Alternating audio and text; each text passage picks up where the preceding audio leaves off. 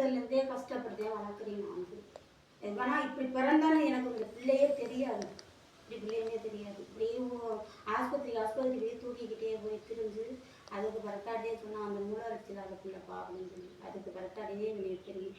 அப்புறம் பெரியாஸ்பத்திரிக்கெலாம் கொண்டு போய் பார்த்தோம். அவங்க சொன்னாங்க இது வந்து நல்ல பிள்ளையா வரமாட்டாமா, இப்படித்தே இருப்பேன் பாது அப்படின்னு நான் கஷ்டப்படுத்தி நான் வளர்க்குறேன். என் பிள்ளைய 2 பிள்ளைகளுக்கு ஒரு பையன் ஆம்பளை கேட்காம 10 பைசாவோட எனக்கு உதவுறதில்லை. ஆனால் என் மக படிக்கிறது கஷ்டப்பட்டு அதையும் படிக்க வைக்கிறேன்.